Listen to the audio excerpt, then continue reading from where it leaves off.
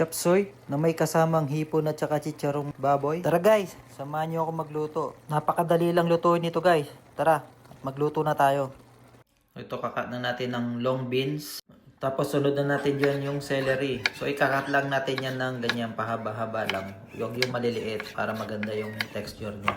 Sunod na natin iwain yung bell pepper. So ganyang size lang din siya guys pag ikakat natin. Same size lang nung celery. So, sunod natin yung cabbage. So same size lang din dun sa celery. Huwag natin masyadong liitan para crunchy pa rin pag naluto.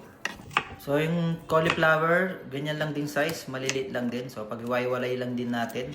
Tapos mag-iiwa na tayo dyan ng sibuyas at saka bawang. So yung broccoli pala, maliliit na pala yon. So kaya hindi ko na sinama sa video. Linagay ko na ulit sa hugasan yan para mahugasan na. Kaya dikdikin lang natin yung bawang tapos iwaiwain lang natin yan ng maliliit.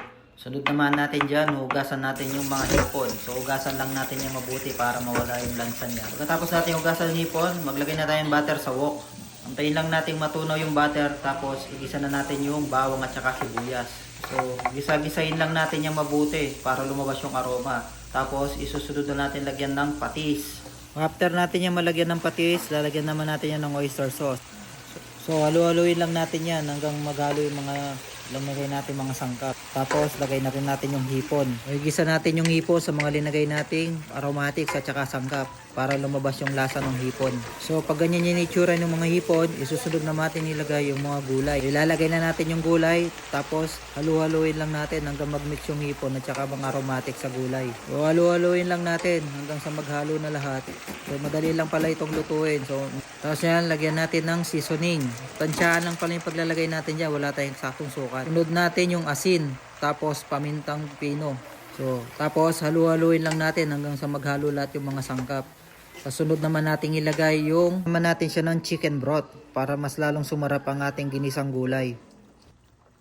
Halu-haluin lang natin hanggang sa maghalo yung mga sangkap.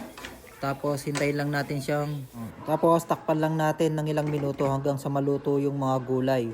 So, after nya, haluin lang natin ulit para mag-mix lahat ng lasa at saka mga sangkap. Tapos lalagyan natin yan ng chicharon. So ipapaibabaw lang natin yan. Tapos okay na. Ayan, at luto na ang ating chop suey na may chicharong baboy. So kung nagustuhan mo itong video guys, pa-like and share naman guys para mapanood din ng iba. Tsaka paki-comment naman pala kung saan lumabot ang video na to. Marami pong salamat at mag-ingat po kayo lagi.